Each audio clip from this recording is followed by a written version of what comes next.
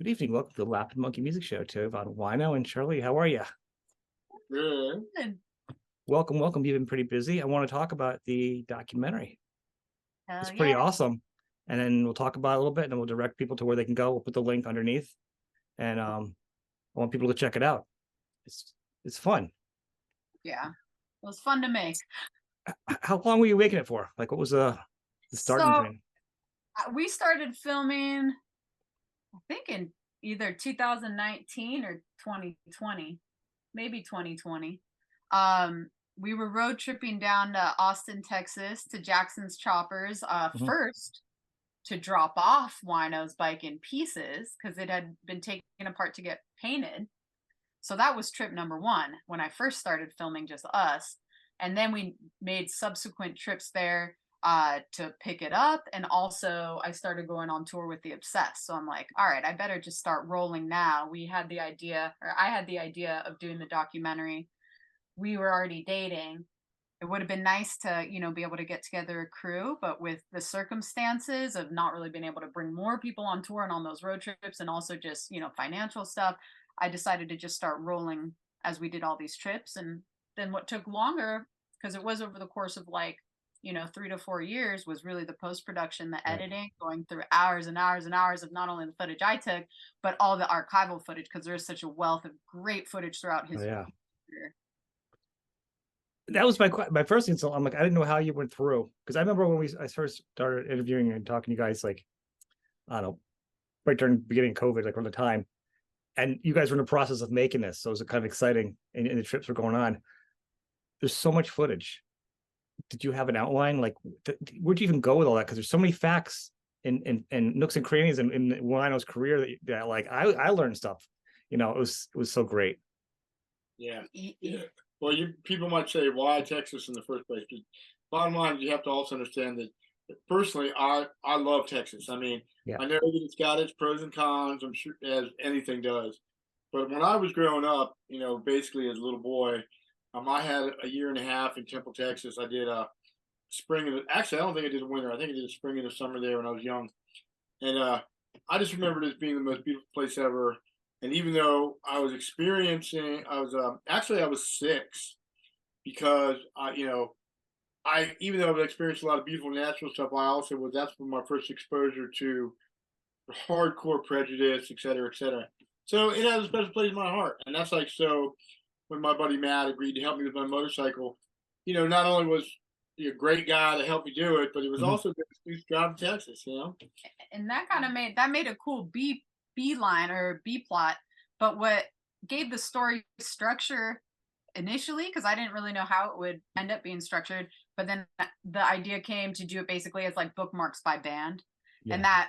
that made it a lot easier to structure, because then I was like, okay, I want to just try to get the essence of each of these bands, and then of course the Obsessed had to have 2 chapters. Yeah, and we had some advice. I mean, we had a couple people that were, that I was talking to at the time, Tim Buckenroth and people like that, had really pushing me to do, to do stuff like, the book, the doc, a box set or whatever. And then we sort of had the epiphany that, wait a minute, on the way to Texas, we could technically stop in and interview so many music people because, you had Bobby right in Maryland. Yeah. You Dixie and Shep in North Carolina. You had Bauer in Louisiana. You had Brittany and Henry both in Texas, as well as Matt. Matt Jackson. So it's like, it seemed like a great up. It seemed like a really good. It just seemed very doable. Yeah, and I'm proud. I'm proud of Sharlee, man. I think she did an amazing job. I mean, for me personally, I mean, it's kind of like, oh shucks, obviously I can't sit there and interview and feel, good about interviewing people about my own self. You know what I mean? But it was really cool to watch. I mean, I was there for all of it. Well, Uh, just modesty. You can have modesty and still appreciate and can feel good that while you're alive, to hear people say things about you and how they care about you. well, Then when you're I've had gone, Yeah, I agree. and people have said, there's been a couple of people who have, whether it's accurate or not, have said, okay, A, it's just hero worship, or B, that there could have been more humility on my part. But really what she's trying to showcase is my career, not necessarily my personal thing. I mean, we got a couple punches in as far as philosophy goes and stuff, you know. And it's other people talking about you. It's not like you are saying those things. Right. And in my opinion, I don't know. So I like music documentaries a lot. I do too. But one of my favorite ones ever is, of course, the Lemmy documentary. Mm-hmm. And I think, in my opinion, it's like in that film, there was no need for someone to be like, this is the shitty thing about Lemmy. It's like, no, Lemmy fucking rocks and we love him. And so that's kind of the take I had with this one as well. True Stuff had a good point when he said, you know, it's always great to have your significant other do a documentary about you. I thought it was honest though. We go into the drug stuff. Honest. I didn't stop rolling at any point. I showed it exactly as it was and the evolution that happened naturally, you know, so. Well, but yeah, but I what I saw is how I feel you guys, like the first time I met you guys in person. I mean, this is everything encapsulated what I thought, you know, you are. I think it's out there. You had the bands in there. I can tell you, I love the fact that you had like you with your art and the different things. And that's kind of shows the real you. It wasn't like all these perfect shots. It's you with like, you know, 2 different glasses on, you're eating marshmallows. Right. It's you in real life. That's what documentary is. That's, you can want to taste it and feel it. And I love the fact that your kids were in it playing guitar with you. And I don't know how you get your kids to play guitar with you because I can't get mine to play with me. So bless your heart on that one. See them as often as I'd like to, but they're all really talented. I mean, that was a beautiful scene. You know, I love that scene. That was Sharlee's like idea Christmas to put that Day. in there. You know, that was amazing. Yeah, I feel good about that. I mean, I feel like I'm proud of you. Yeah, I mean, your kids are so cute and so talented. It's like they rock, and man, they're all like on their own paths now, kicking so much ass. Yeah. Yeah. That was a pleasant little turn in the doc. I would expecting, and you being at home, you know, at your home where you grew up and stuff. So it's kind of, those are great parts.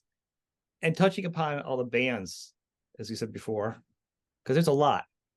Oh yeah, and I couldn't even include all of them. You know, if I would have gone extended cut, you know, then there also would have been I think there might be another documentary or an origin story.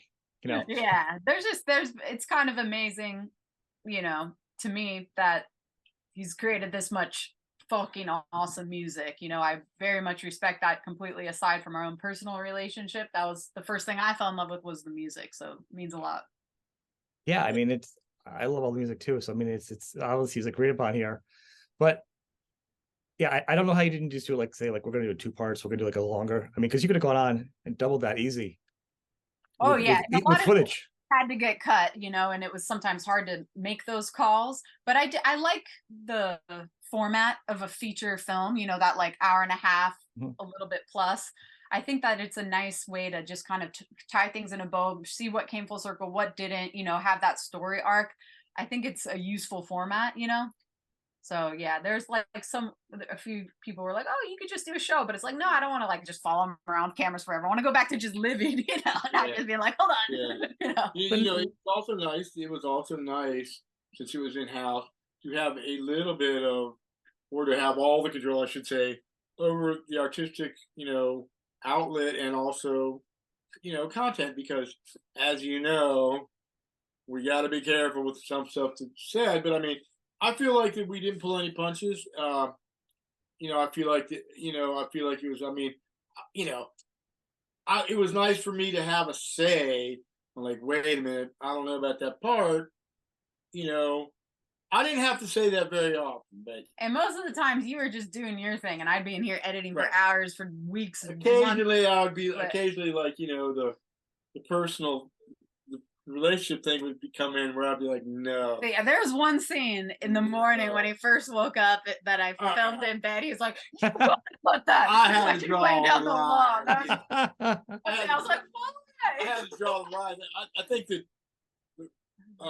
philosophically, I think that when we were talking, well, I wasn't really talking. I was more just like, but you know, whatever. Yeah, I had to draw the line. Yeah. Well, but it's, I think what's really great about it, and I like that you had a cutoff point on it, is because it wasn't a camera crew, and it wasn't. I had some time to think about this as I watched it. It's kind of intimate in a way, like you feel like you're there because you're so relaxed with her. You're not feeling like you got anything around you. So it's very much real. If you had done that other stuff and had a crew and everything else and like started to like a show, like really put into it, it would become like the Osbournes, because you would have felt like you were staged. You would have felt like you were on stage. You've been performing your whole life. You're going to that mode. And it would It's have a been different vibe. I think you would be forced. It would be forced to be a little contrived, you know. Yeah. And This It's format hard to was act was natural. the most real thing, you know. Hell yeah. So you know, the platform it's on. I never heard of that before. How did that come about? we love that. I love that platform because it's easy to use. And the way that I got to it was, at first I was looking at Vimeo, and like, because they have Vimeo on demand, but man, they had, okay, first of all, we did a test distribution by releasing The Adventures of Wolfman vs. Big Ugly, that we had stop motion. So that was our test run of how do we self-distribute something. Yeah. And I tried to set it up on Vimeo. I had my release date. I'd already like promoted it. And that day, Vimeo, hate to say it, they had so many errors going on and so many like malfunctions that it was like I was hitting wall after wall after wall. And then the day came where I was supposed to release it. I hadn't heard back from customer service, and their freaking platform, I read their rules, and they basically censor content there. I was like, these are not our people. So What? I remember, it was like kind of lame. And then I remembered a friend of mine, Annalise, had put out a few things on Gumroad. So I started reading about them. I put the file in, it was bam, bam, everything went smooth. So I'm like, okay, I'm going to use these guys. It's just like a sign. So we went with them, and it's been cool. I mean, I think that it was, you know, a good way to do it DIY. And it was so intimate. I think, and because I wanted more. Oh, you know? good. And I think it was a good cutoff point. I do have to say, as somebody who does my own editing and works on projects, I'm always thinking of different music projects. That's why I want to do more with you. Is I always like to go deeper and have the you know, like the represent what you think the fan would want. You know what I mean? Because the fan, you can't have every fan there. But if I could do the vessel and kind of add something, you know, not, you know, fake. So that part of me wants more. I would hope you're going to do more stuff down the road, though, like either like a concert, like edit, you know what I mean, like take road footage and put a concert together or something. I'd love to see you do more work, because you did such a good job. Yeah, we're always like, we've been you know, creating content basically like in a few different ways pretty constantly for the past 3 years. And whenever I'm on tour with them, aside from doing merch, we're always setting up cameras. So there's all kinds of cool stuff to play with in the editing room. And we also have, you know, we have her a few background. fun things. You know, her background is screenwriter. She's got a couple movies already on that she's actually written herself that you Very can cool. she can give you. Actually, they're really interesting to watch. But so you know, a movie. It'd be fun to do a narrative. A narrative. Yeah. She told me the difference. I never knew that a real movie was called a narrative. A narrative could be in the works. You know, we got all kinds of stuff going on. Yeah. I would love that. I would love that. I think you have a good eye, and I think the cuts were good. I would just go for video, music, and recording. So half my life's been editing and half's been music. And so I loved it. The pace was good. Like, it didn't get good. I like that you didn't just rely on just your own footage. So it wasn't ego based. You took like clips off of, like, even off YouTube. Like, you put the best package. You didn't sacrifice anything for the sake of ego. You wanted the best product. And there's like such amazing stuff through the years. You know, before I was born, some of it was taken, and it's like great shit. Yeah, and at the end, you know, it's like watching it, I take anyone's feedback the whole way through, but my like green light forward was when I showed it to him in full the first time, and then you had tears in your eyes at the end. I'm like, all right, then that means it's good. Oh yeah, fuck yeah, that's the goal. I mean, when it debuted at this weirdo little place in Maryland. That was like a wash. But it debuted in Woodstock at this old theater from the day on Tinker Street in downtown Woodstock, famous, you know, for the film. And we debuted it there, and she, you know, we had to leave that night right after the movie because we had to go pick up my mom and do this like rush thing that we had to do. We had to drive across the United States. We were all about it, but we were all excited. You know, we get to the Tinker, all these people showed up, but she was asked to just say a little bit before the movie because we had to leave. Man, just a paragraph. She said, "I was crying before the movie even started." You know what I mean? That's awesome. It was cool. One of her friends had the presence of mind to record what she said, which I think was amazing. And so we had that. So, you know, it was an amazing debut. I mean, I was blown away. Yeah, I guess bottom line, it's like, you know, the music really fucking matters. Honesty matters, heart, passion. These are the things that make up our life, and you know, the culture that I think we share as rockers. You know, Yeah. Dude, I To was me- super nervous for that debut because it's like it's all about me. It's all it about makes me. it a little All awkward these for you. people came, like all the people from her work, and you know, some people that we would not expect to come. And you know, there's some, you know, I'm not that. You know, sometimes I ride the middle line, and sometimes I don't. You know, so it's like we didn't really know what people were gonna. We didn't know what to expect, but it turned out beautiful. I mean, Why don't to know you is to love you. You guys, You know thank you for what? all That's you, everything groovy. about you. That's Mhm. groovy, you know, and then we hauled ass, you know. Yeah. I did notice. So I like how you put it in there. The COVID thing. I like that you put that in there and you had the date on it, because it kind of backs up some of the grief you had gotten previous. Actually, with one of our shows we did. I like the fact that you put that in there, but you didn't overbeat it. It's in there, but you didn't have to oversay it. We didn't know what it was. We didn't know it was going to be callback. I didn't know it was going to be callback. No, but the fact that it made it to the documentary. I know what you're saying, and I'm glad we did too. Yeah. But, dude, we put a date on that intentionally. Yeah. It was 2012.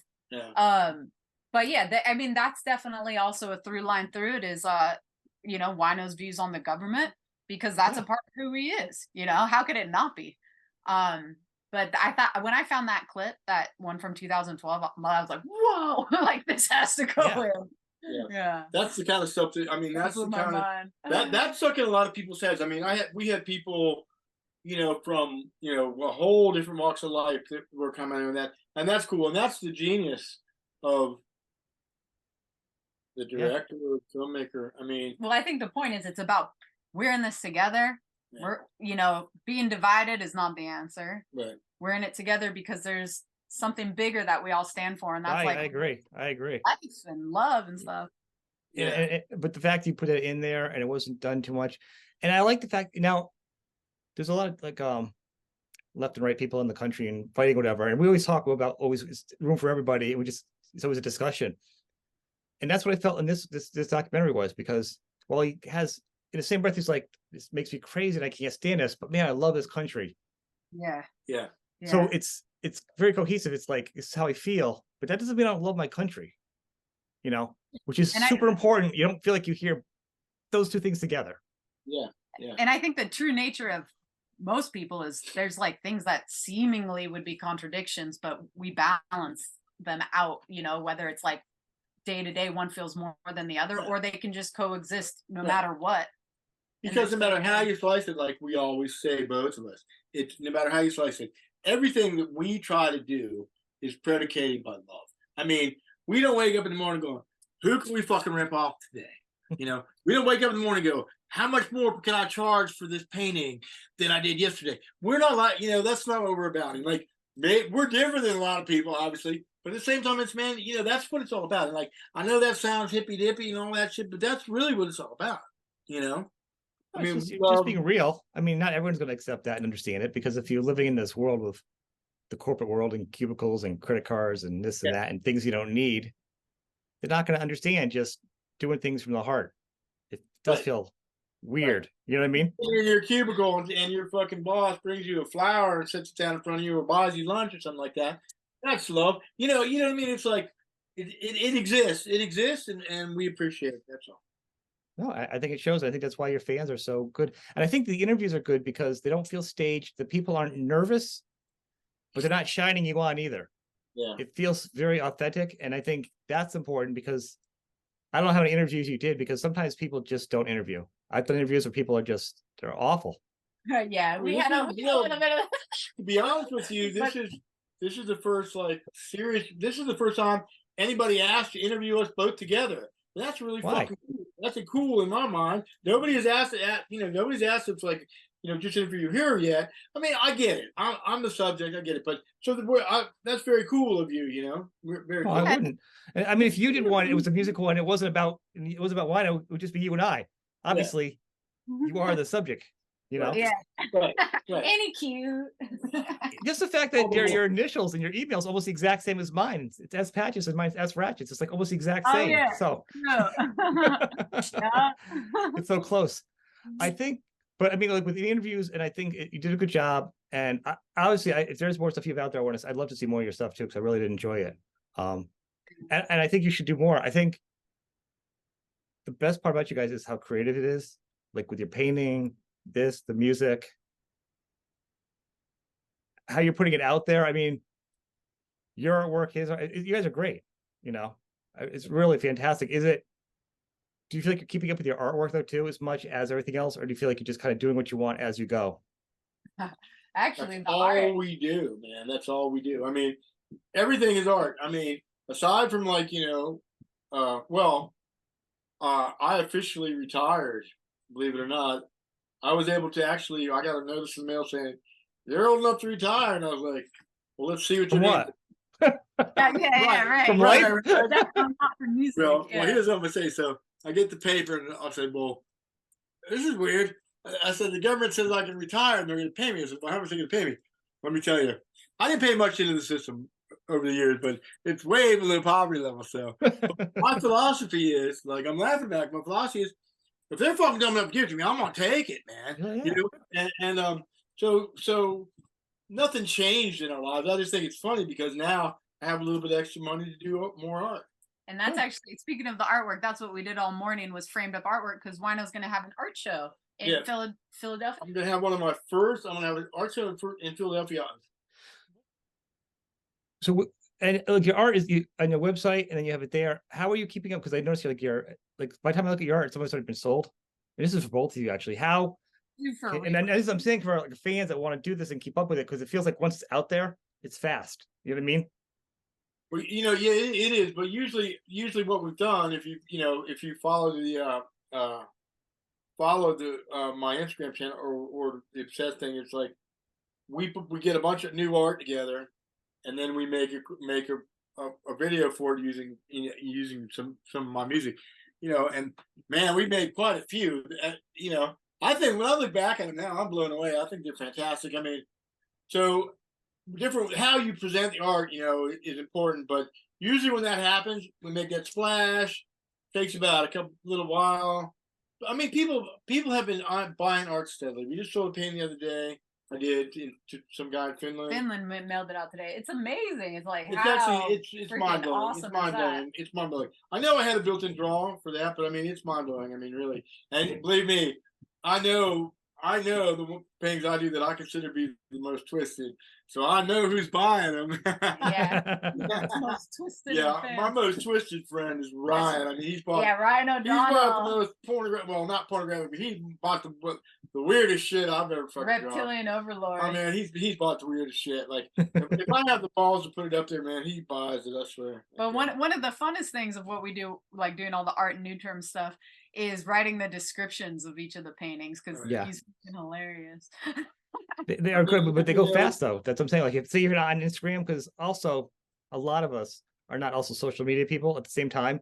Which is I am, and I'm not. I dug out a drawing today that I did from yesteryear that I'm gonna fucking give you because it's a monkey. It's a monkey. I just Oh, did you? I would love that. That would be an honor. I will put it up behind me. Awesome. It's a little drug oriented but it's from way back when. But I think it's like a monkey with a crack pipe or some shit. But it's funny though. That's perfect. That would be awesome. You'll see it. It'll become a part of my set. I would love that. That'd be an honor. That would be an honor. Yeah. I'd love that. I think, but I'm saying like but for other people, like, because if I'm always on social media and I post like for my show and keep to maintain, but it's hard. So like once it's up for you guys, they have to be on Instagram if they're looking for your art. You know what I mean?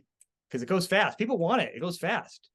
There'll be a first wave, and then there'll be like a little bit of time, and then usually like a second wave. But yeah, we try to price it fairly. I mean, it's like a lot of these do take a lot of time, but we try to make it like approachable. Like we're not trying to, make it out of reach. A friend of mine who sadly he's my exact age. We went to like elementary school together.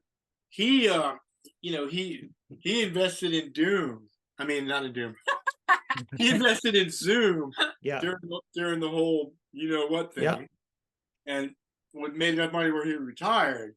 And unfortunately, he passed recently, which is really sad. But he bought a whole bunch of my stuff, and he told me at the time, he goes, "Man, your shit is so cheap because I was going to buy it all, except that I wanted to leave some for other people, you know, which is cool." But I mean, we try, man. It's like we're a people's unit here. I mean, it's just like, come on. I mean, we're not like I said, gouging and all that shit. I mean, like I get like whatever the price, whatever the market will bear. Like I get that concept. Like for example, if I go to the art show and everybody has their shit priced a little bit higher than mine, and I underprice, I might not even be allowed to. Who knows? I mean, that's kind of frowned on. You know, you keep the Well, you and it keep, looks like you're not selling yourself at the right price. It kind of puts yourself down, like you're trying to just get in. I think you should price it fairly because I Yeah. have this is my opinion, Art. I have a lot of artists, actually artists that do art shows in my family. I think your prices are quite low too, especially for the quite quality low. of work. You know, I I think appreciate that. I it's appreciate more than a that. bargain. I mean, I didn't think you guys could go higher, and it's not you guys being a jerk. I just think the quality of work, it almost makes people feel like, oh, it's just because it's Wino, Sharlee, and they're doing pictures that we like. It's like, you know what I'm saying? But it's beyond that. Like they don't even know who you guys are. It's Right. art It's on sort of its like when own. the major label, yeah, it's like when the major label people see loading your own gear. They're like, well, yeah, they were great, but look at them, they're loading their own gear. I know exactly. Exactly. It's or when you're going, you get a big show, but you're going to somewhere else. You need to hit a small town. You do a small show after you Yeah, said a big show because you need gas money. right. Your All right. market value goes out the window Yeah, yeah. because it's I mean, all that well, perception. I appreciate you saying that. We don't try to. I don't try to sell myself short. We don't. But so we'll take everything into consideration. One thing I will tell you is shipping international is a Oh, Yeah, and you know what sucks even more than that is often now the people who are picking them up in the foreign country have to pay so much in taxes to to pick it get up it. that it's just on as much top of as it, shipping. And Yeah, some that's places, what if they you told us about in Finland some today. countries, and I love all these countries, but some countries, once it leaves the U.S., I mean, it's a crapshoot whether it's going to get there. But really. I mean, so far so good. We've only out of our, I don't even know how many hundreds, maybe getting close to 1,000 now of things we've mailed out. We've only had one ever come back to us. Right. So knock on wood, it's been good so It's far sitting down there right now. We got to try to for decide. our homie in Germany. We but got to decide whether to carry try it to out there hustle it over physically next time we tour or what. I don't know. Yeah. whenever possible. We like to hand deliver. We got some. There was something happened on that one. There. I mean, man, the forms you might probably know this, but the forms you have to fill out to like for countries like Germany and stuff now. I mean, it's unreal. They've always had an iron fist on what's going in and out of that country for sure, though. I mean, everything gets funneled a couple places. It get looked over hard. If something's wrong with the label, they're like, next. Well, the funny thing was, I think what they said was there wasn't enough detailed description of the painting. But I'm like, okay, so what do you want me to say? So it's Bigfoot in outer space on black paper, like with. That's crazy for a picture. It's not like it's an item or electronics or something that you don't know what it is. No, you got to. They want to know content. If you have a video, they want to know what's in it. I mean, no kidding. I mean, it's getting worse, if you know what I mean. Yeah. It's the world's changing. I think traveling in Europe is worse. I mean, and I talk about this a lot so fans know, like if an artist doesn't go there, if you guys don't make a spot, not because you don't want to, it's cost prohibitive because you don't want to end up in the red. Right. You guys will tour everywhere, but you can't not make money. You can't spend money you don't have. And that's a very, very good point. And also, there's also we're getting ready to make some overtures to a USA booking agent now, and it's like, one thing I've learned in the past is, people that work for you, your booking agent like that should not make more money than the artist, No.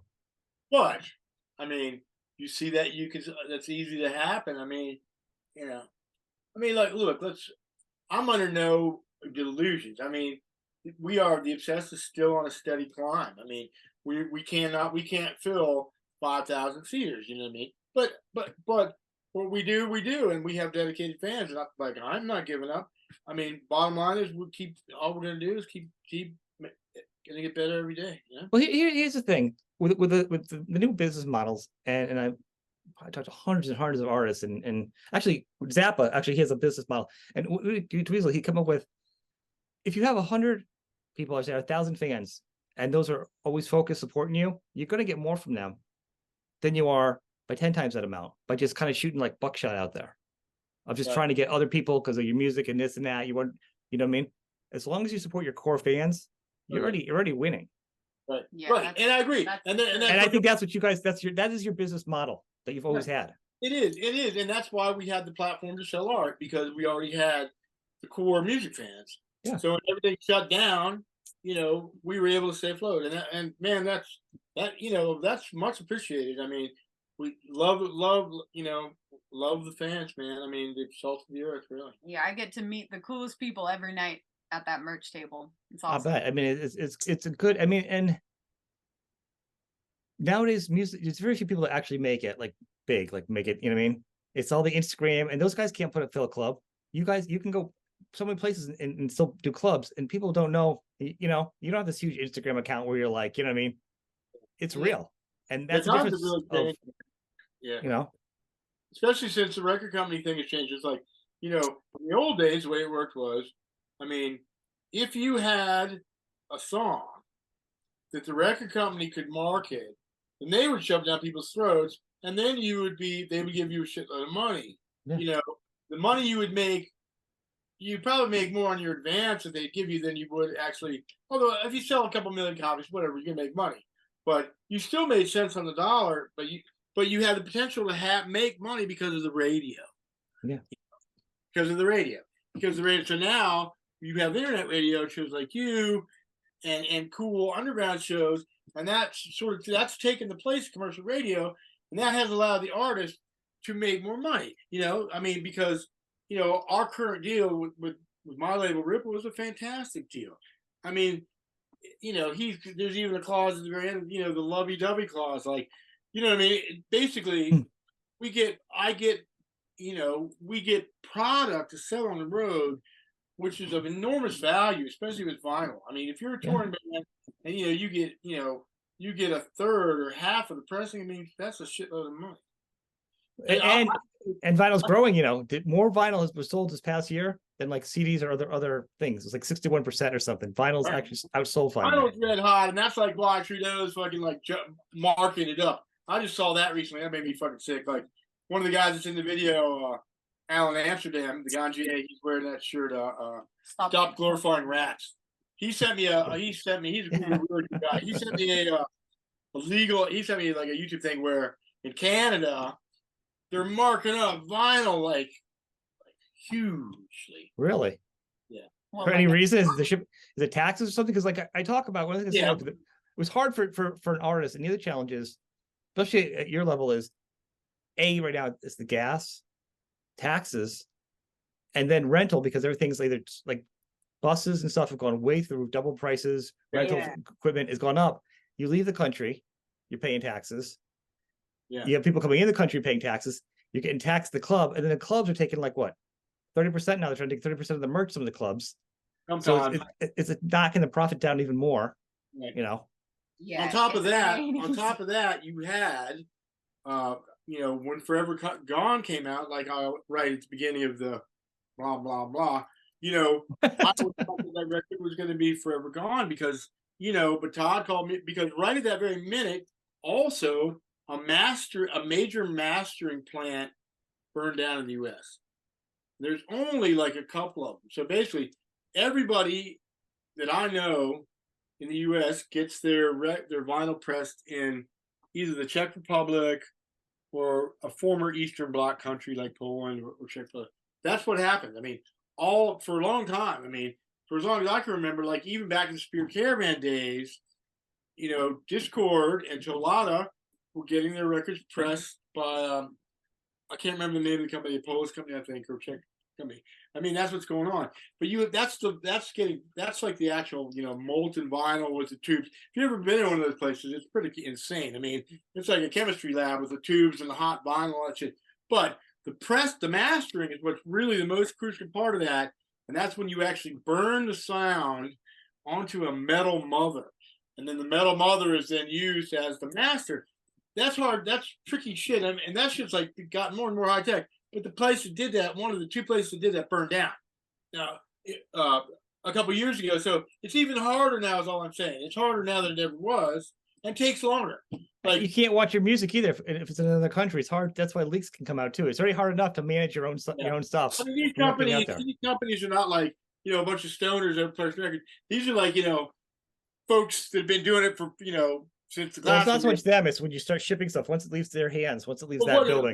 We get test pressings. I mean, I get test pressings, and then the test pressings are cool because if you have a bunch of test pressings, like, you know, I'll listen to test pressing. I'm like, okay, it's a little bass heavy, you know, and then because you have to mix different for vinyl than you do any other digital realm, because on vinyl you have grooves, you know, and if you try to cram too much low end into like the grooves, you lose fidelity. So if I try to put as much low end on the vinyl as I am on my disc, it's gonna the way it cancels out and it'll sound thin. So that's a whole separate process mixing for vinyl, you know. But I'm saying is, so we get test pressing, we listen to them, you know, and then the test presses themselves become cool items to sell, you know. Yeah, but definitely for the fans. Yeah. And the thing about it is, though, I was getting ready to make a point about all this. Oh yeah, but okay. So we've already submitted the Obsessed new record. It's mastered sequence. It's done. We gave it to the label, and it could have been out around Christmas, but we don't want to do that during the rest, so it's going to come out in February. So you got to figure that's the artwork's done. Everything's done. Artwork usually is last, but everything is done. So you got to figure it's not the label's fault. This is the whole process that they have to go through, where it's like, how many months is that? It's like between now and then. Yeah. Oh wow. I mean, it always has there's like 3 or 6 lead time, I know, for albums, like, and then like nowadays it's like the next year you got to plan ahead.